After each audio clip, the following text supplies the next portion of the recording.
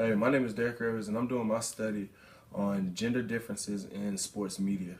What interests me in doing this topic was I've done previous studies in gender differences in just regular society, like um, the workplace, just on regular in classrooms, just in regular society, and I want to see if some of those same differences resonated and occurred in the athletic community. Um, Being that our athletic community is pretty big here at Youngstown. It gave us the ability to be able to have a bunch of tests and get pretty accurate results. There have been studies already done that have shown how women are paid significantly less than men. They're treated a little differently in the workplace.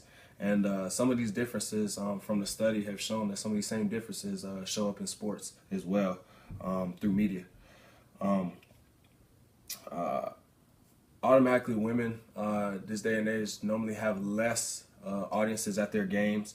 Um, when viewed by media, women are looked at as at their social life um, rather than their performances on the field, on the court or on the field.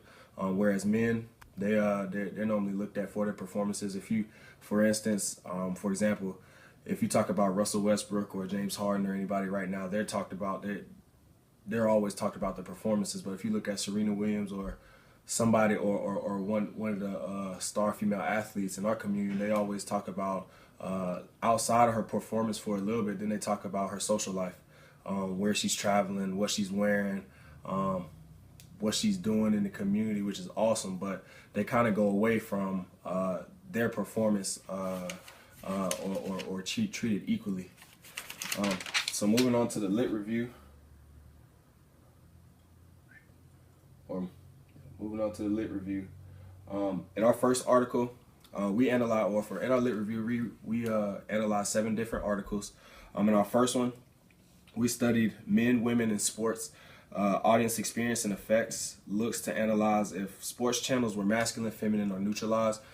This article basically talked about what audiences watched between genders, and obviously one of the main results that came out of it were that men watch more televised sports than women, and this could be a reason why the female presence in athletics aren't as strong as male, or as why males are dominant. Because as a male, it's not too many of us that want to watch female athletics. Just if we turn the TV on, it's always football, basketball, and honestly, it's just not on all the time. Most of the time when the WNBA game is on, it's at like 10:30 or late at night, while the main games are male athletics. In 2014, a study was done to show that ESPN only dedicated 2% of their airtime to female sports, while the other 98% were dedicated to male sports. Um, and the same percentage remained 15 years prior to this study done back in 2014 by Crow. ESPN is a major media outlet, and another study was showing that there are also local media who dedicated less airtime for female athletics. A 25-year study was done at Purdue University, showed that a Los Angeles media show pretty much they gave female sports 3.2% of their media airtime, and then a year later it decreased to 1.8%. And in 2014, while the airtime for women's sports has decreased, the 3 main sports for male athletes, baseball, basketball, and football, increased between 68 to 74.5%. So while women are getting 1.5, male sports are damn near getting 100% of airtime. Data was found that 5% of sports in 2014 coverage or 2013 coverage was dedicated to female athletes. And since that time in 2014, the time dedicated to female athletes has decreased to 1.8%. So the main research question that we wanted to find out was from the study: are there any significant differences between male and female athletes in sports media? And the way we attacked this was we went and we went on campus and we did an online survey for 15 male athletes and 15 female athletes.